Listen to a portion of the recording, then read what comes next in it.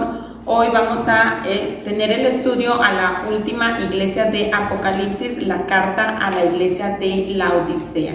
Y bueno, esta se encuentra en Apocalipsis capítulo 3, desde el versículo 14 hasta el 22. Vamos a ir conociendo poco a poco esta iglesia y para empezar quiero hablarles acerca de la ciudad de Laodicea. Bueno, esta era una ciudad en Asia Menor, situada en Frigia, y fue fundada por Seleucida Antíoco II, y la nombró Laodicea en honor a su esposa, que se llamaba Laodice. Bueno, esta era una ciudad muy próspera en su comercio. Tenía una carretera por la cual transitaba prácticamente todo Asia Menor de aquella época, y esta carretera había hecho que Laodicea fuese un centro bancario. Producían una tela brillosa, negra, lana brillosa negra, era una tela única que se producía en Laodicea, y además que prácticamente tenía la patente del colirio, que era el tratamiento para los trastornos de la visión. Tenía una gran influencia y una gran prosperidad, sin embargo tenían una grandísima desventaja, ya que la ubicación de Laodicea les impedía tener agua o fuentes de agua dentro de la ciudad o cerca de la ciudad.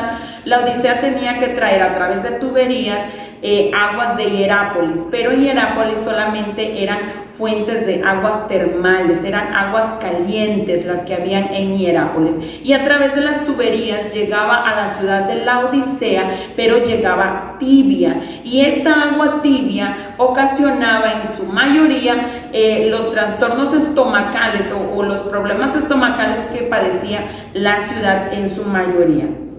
Cada habitante de Laodicea había padecido alguna vez o constantemente tenía esta enfermedad estomacal. Pero bueno, a pesar de todo ello, gracias a su opulencia y gracias a la influencia que tenía esta ciudad, la iglesia que estaba en Laodicea se había convertido en una iglesia arrogante, en una iglesia que se sentía autosuficiente. Además que esta iglesia, ¿verdad?, que vivía, que le daba valor más a la apariencia y se olvidaba de lo esencial, como espiritualmente hablando, se olvidaban de las cosas esenciales, que es la dirección del Espíritu Santo. Bueno, esta iglesia es conocida por algunos como la iglesia apóstata, porque tenía muchas cosas buenas, pero por dentro tenía una gran carencia.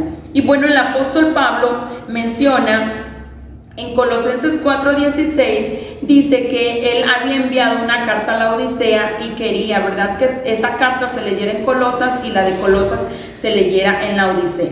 Pero esa carta probablemente es una carta paulina perdida, aunque muchos dicen que podría referirse a la carta de Éfeso o incluso a la de Filemón, pero es improbable, es más viable que se haya perdido. Y bueno, en el siglo IV aparece una supuesta carta o la supuesta carta a Laodicea, pero verdad, esta es una carta falsa, no es autentificada. Entonces, esta carta, hermanos, como todas, va dirigida al ángel de la iglesia, ¿verdad? Al pastor, al encargado de la iglesia. Y su presentación, que siempre tiene que ver con la condición de la iglesia y que se va a relacionar más adelante o con la advertencia o se va a relacionar con el galardón. Y en esta carta Jesús se presenta de la siguiente manera. Y dice el versículo 14, y escribe al ángel de la iglesia en Laodicea: he aquí el amén, el testigo fiel y verdadero, el principio de la creación de Dios, dice esto. Miren la presentación de Jesús ante la iglesia de Laodicea: el amén, el testigo fiel y verdadero, el principio de la creación de Dios.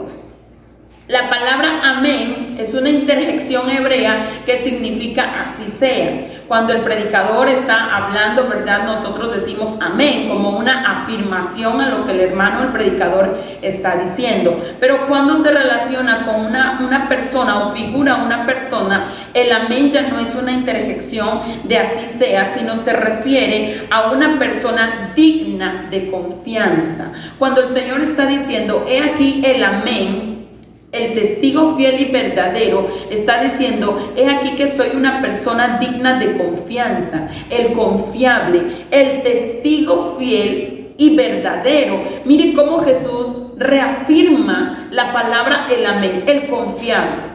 El testigo fiel, el que no dice mentiras, el que testifica la verdad, el que no sabe mentir. En otras palabras, Jesús más adelante le va a decir a la iglesia la reprimenda o la crítica, y entonces esto quiere decir que Jesús les está diciendo, lo que yo te digo es verdad. Lo que yo voy a decirte no es un invento, no es un chiste, no es un falso testimonio, no es que te quiero difamar, es que te voy a decir la verdad. Por eso el que te habla es el confiable, es el testigo que dice la verdad. El testigo fiel y verdadero, el principio de la creación, es decir, la fuente y el origen de la creación, Dios mismo. He aquí el confiable, el que dice la verdad y el que es el principio de la creación de Dios, dice esto. Y bueno, la palabra que nos hace temblar a todos, yo conozco tus obras. Yo conozco tus obras. Y esta es otra iglesia que no tiene ningún elogio. Es una iglesia donde Jesús entra de lleno a la crítica y dice, yo conozco tus obras, que no eres frío ni caliente, eres tibio. Esta es una comparación. Jesús está comparando a la iglesia con la ciudad donde vivía. Jesús le está diciendo, así como es la ciudad, así eres tú. Por fuera te ves muy bien. Hermano, yo creo que aquellas personas que llegaban, que transitaban por esa carretera y veían a la Odisea tan opulenta, una ciudad rica, una ciudad comercial, una ciudad que por fuera se veía atrayente, yo creo que no eran ni una ni dos personas que querrían ser parte de aquella ciudad. Pero cuando esos visitantes se instalaban allí y se daban cuenta que no había agua potable, yo creo que pasaba de ser una ciudad deseada a ser una ciudad indeseable. Porque ¿quién es aquel que querrá vivir en un lugar donde pueda tener todo, pero no pueda tener la oportunidad de darse un baño de agua fría o de beber un vaso de agua fría? En la Odisea vivía esta condición y se habían acostumbrado a esta condición, que no podían mitigar su sed al 100% porque el agua les llegaba tibia y les provocaba vómito. Entonces Jesús les está diciendo, así como es la ciudad, que por fuera se ve elegante, que por fuera se ve bonita, pero por dentro carece de lo más importante que era el agua, así era la iglesia. Se había convertido en una ciudad, en una iglesia tibia espiritualmente, que carecían del refrescante Espíritu de Dios, quien vivifica las almas. Hermanos, debemos entender que la iglesia y el mundo que nos rodea somos distintos. La iglesia está para impactar, la iglesia está para trastornar, la iglesia está para hacer diferencia entre los santos y entre los que no son santos, entre el que busca a Dios y el que no le busca.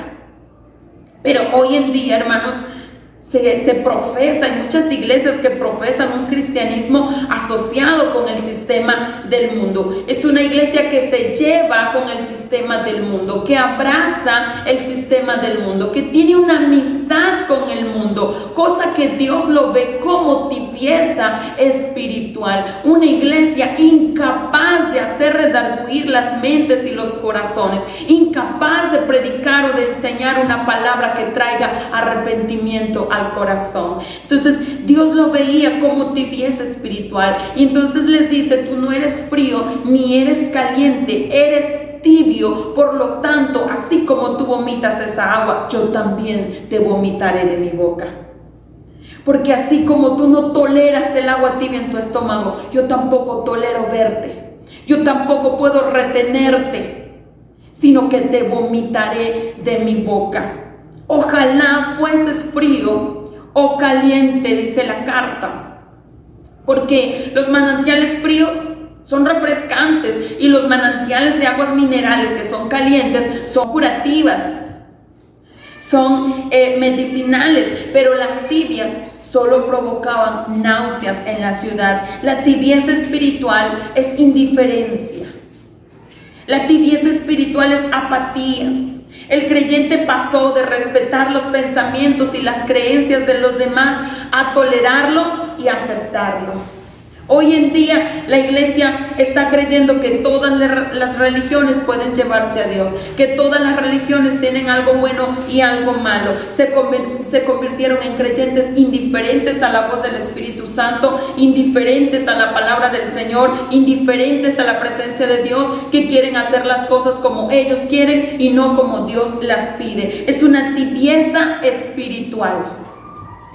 Es una tibieza, es apatía, es indiferencia, es falta de compromiso, es falta de comunión con Dios. Por eso el Señor dice, ojalá fueses frío o caliente. Porque los calientes están con corazones ardientes delante del Señor, esperando ese momento cumbre del arrebatamiento de la iglesia. Y bueno, ojalá fueses frío, porque los fríos, bueno, esos perdieron la vergüenza y se fueron al mundo. Pero los tibios se quedan ahí en la iglesia y fingen ser parte de la iglesia, y fingen santidad, y fingen espiritualidad, y fingen ser parte del cuerpo de Cristo, y fingen ser cristianos, pero no lo son. Y dice el Señor, por cuanto eres tibio, te vomitaré de mi boca. Porque dices, yo soy rico y me he enriquecido, dice el versículo 17, porque tú dices, yo soy rico y me he enriquecido y de ninguna cosa tengo necesidad. Por eso digo que la tibieza espiritual es indiferencia, porque ellos tenían una gran necesidad, la ciudad tenía una gran necesidad y era el agua potable. Pero ellos habían dicho, yo soy rico, me he enriquecido y de ninguna cosa tengo necesidad. Es decir, habían aprendido a vivir con agua tibia. Habían aprendido, se habían ya consolado con eso. Y entonces dijeron en sus corazones, de ninguna cosa tenemos necesidad.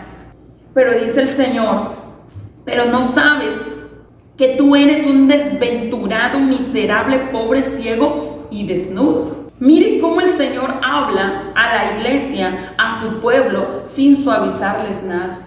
Es verdad que tenemos un Dios de amor, lleno de misericordia, un Dios que nos ama, un Dios de ternura, y cómo nos encanta ese Dios de amor, de misericordia, que cuando le pedimos ahí está. Cómo nos encanta ese Dios lleno de amor, que nos suple, que nos da, que perdona. Gloria a Dios por ello. Pero se nos olvida que en el mismo versículo y en la misma carta, este mismo capítulo, Jesús dice, yo corrijo y castigo al que amo. Yo castigo a los que amo. Y el Señor tiene muchas veces que hablarnos con dureza para que nosotros seamos exhortados y edificados, para que volvamos a los pies del Señor. Él tiene que hablarnos con dureza, sin suavizar nada. Mire cómo el Señor llega y les dice, tú dices que eres rico y dices que no tienes ninguna necesidad, aunque realmente esta iglesia de las 7 creo que era la que más necesidad tenía del Señor. Pero dice el Señor, tú dices que no tienes ninguna necesidad, pero no sabes que delante de mí eres un desventurado, pobre, ciego y desnudo. El Señor no llega diciendo, mira iglesia, fíjate que es que debes cambiar, es que las cosas no son así. No suaviza nada el Señor. El Señor entra de lleno exhortándoles fuertemente, diciéndole, eres un desventurado, pobre, ciego y desnudo. Y a este reto nos encontramos hoy los predicadores.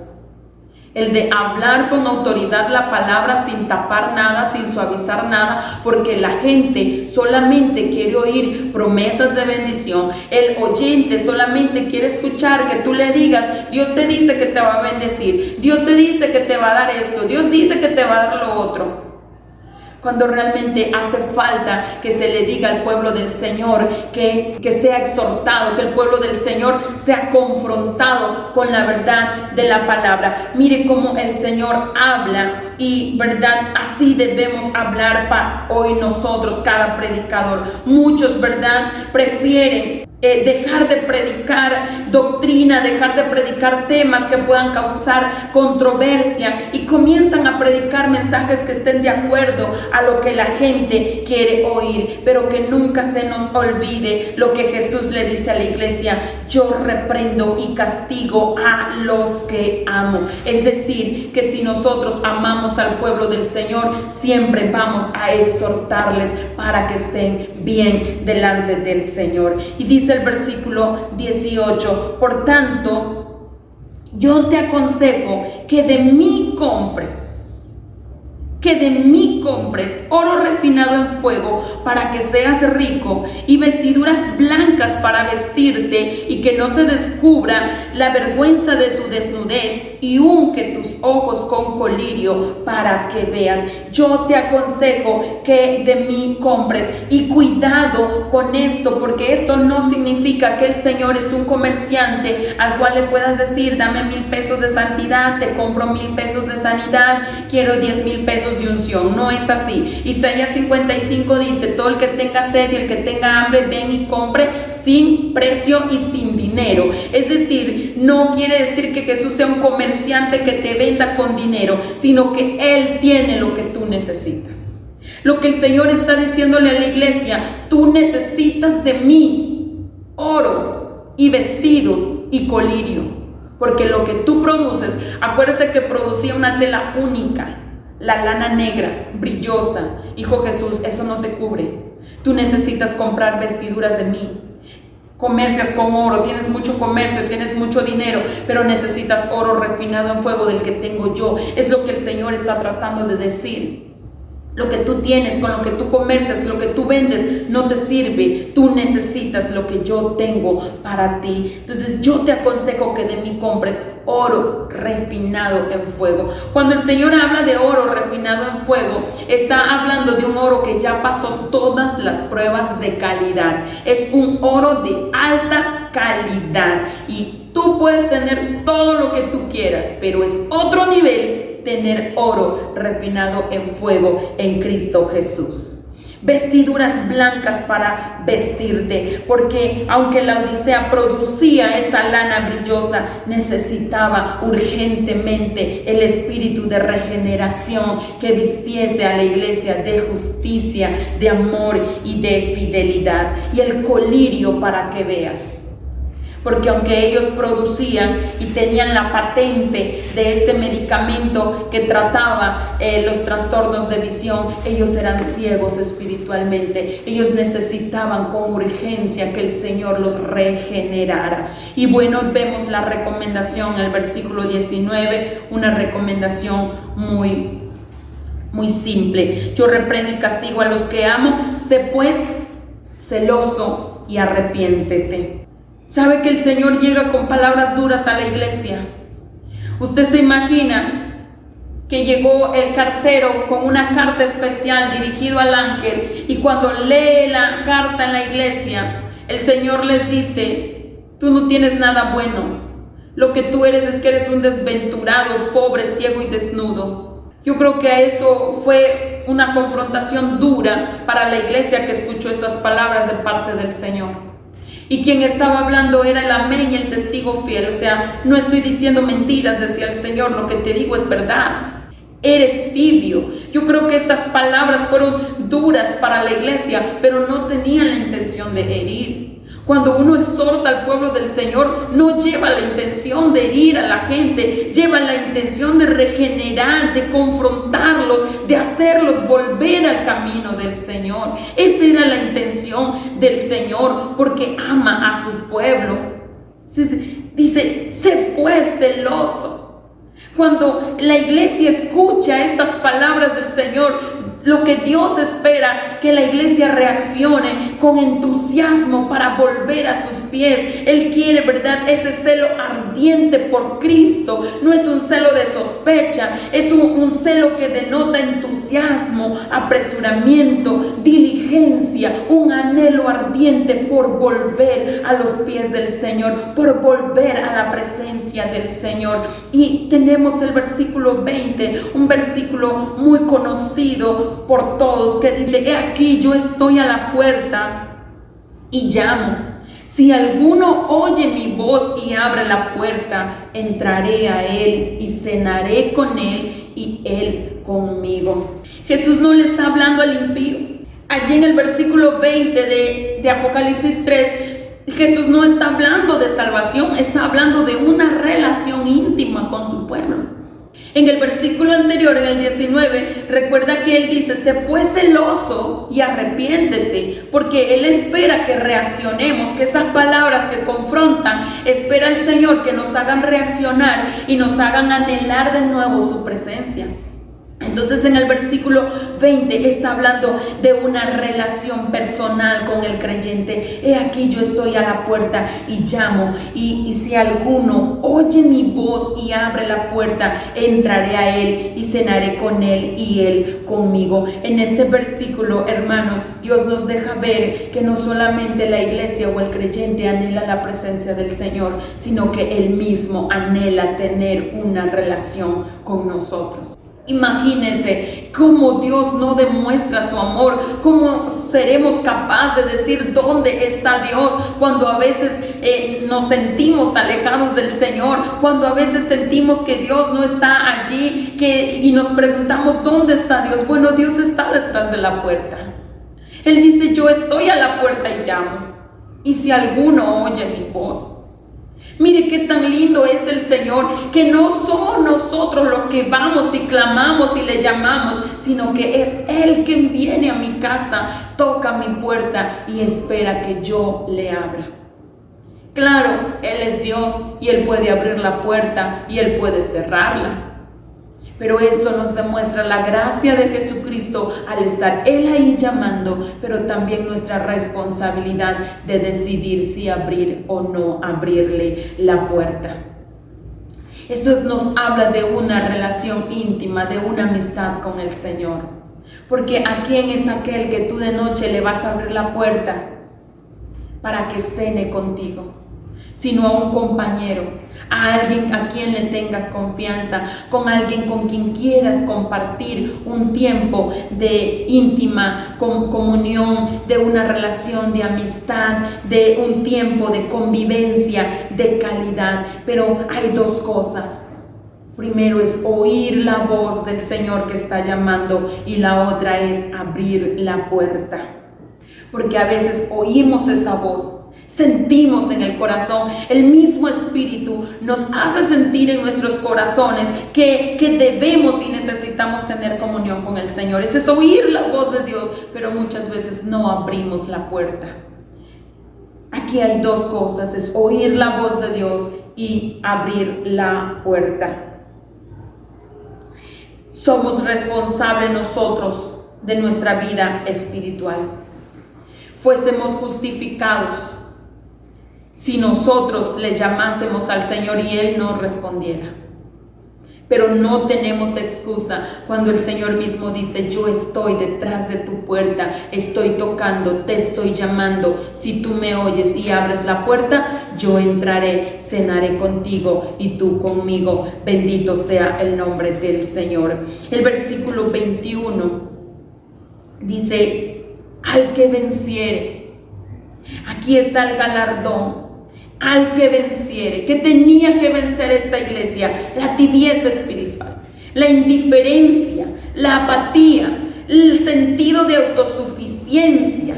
Dice: al que venciere, le daré que se siente conmigo en mi trono, así como yo he vencido y me he sentado con mi Padre en su trono. Esta promesa el Señor ya se la había dado a sus discípulos allá en Mateo 19:28. Allí encontraremos el relato del joven rico que viene ante Jesús para hacerle una pregunta. Él viene y le dice a Jesús: ¿qué debo hacer para obtener la vida eterna o para entrar a la vida eterna?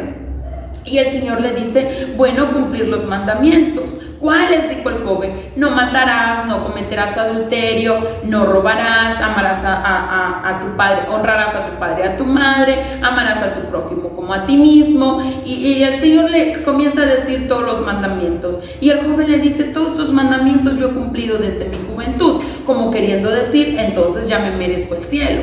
Y Jesús lo confronta diciendo: bueno, si quieres ser perfecto, vende todo lo que tú tienes y dáselo a los pobres, y así demostrar que realmente amaba al prójimo. Y dice: el joven se fue triste porque tenía muchas posesiones. Y entonces sus discípulos, al escuchar que Jesús le dijo: vende todo para ser perfecto, sus discípulos le dicen: Señor, esto es muy duro, porque entonces el evangelio, ¿quién lo va a querer recibir? Y el Señor les dice, ¿verdad? Bueno, esto para ustedes es imposible, pero para Dios todo es posible. Y resalta por ahí Pedro diciéndole: Señor, nosotros hemos dejado todo por seguirte, todo por servirte. Y el Señor les dice: de cierto os digo que en la regeneración, cuando el Hijo del Hombre se siente en el trono de su gloria, vosotros que me habéis seguido, también os sentaréis sobre 12 tronos para juzgar a las 12 tribus de Israel. Y aunque aquí en Apocalipsis no menciona la parte final para juzgar a las 12 tribus de Israel, sí es posible comparar el contexto de la iglesia de la Odisea con el contexto del joven rico, porque tanto el joven rico como la iglesia de la Odisea tenían las riquezas en primer lugar. Así que podemos decir que el galardón de sentarse en el trono con el Señor es para los que dejan todo por seguir a Cristo. El que venciere, el que deje las riquezas en otro término, el que ponga a Cristo en primer lugar, el que se humille y deje de sentir autosuficiencia, porque hasta el día de hoy la gente cree que puede salir adelante sin el Señor. Cuando dejes eso y logres vencer aquello, entonces vas a obtener este galardón para todo aquel que deje todo lo que tiene a cambio de su presencia. Dice: le daré que se siente conmigo en mi trono, como yo me he sentado con mi Padre en su trono. Bendito sea el nombre del Señor. El versículo 22 termina diciendo: el que tiene oído, oiga lo que el Espíritu dice a las iglesias. Y entonces aquí podemos notar la unidad entre el Padre, Hijo y Espíritu Santo, porque lo que dice el Espíritu Santo es lo que dice el Señor. Hermanos, muchos ven aquí en estas dos últimas iglesias, en la sexta y en la séptima, que es Filadelfia y la Odisea, ven aquí la condición de la iglesia en estos momentos. Ellos, ¿verdad? Algunos ven que Filadelfia y la Odisea representan a la iglesia antes del arrebatamiento. Filadelfia dice que es la iglesia que a pesar de sus pocas fuerzas mantiene la fe y la doctrina de Cristo, y la Odisea, bueno, la titulan como la iglesia apóstata, como la iglesia que se complaciente con el mundo posmoderno, que niegan con sus hechos la fe en el Señor. Sin embargo, ¿verdad? Siempre las cartas tienen esta advertencia o esta recomendación: el que tiene oído, oiga lo que el Espíritu dice a las iglesias. A todas, a las 7. Así que, hermanos, nos conviene estudiar la condición de las 7 iglesias, porque ellas representan las iglesias locales de nuestros tiempos. Solamente tenemos que analizar bien con cuál iglesia yo me identifico.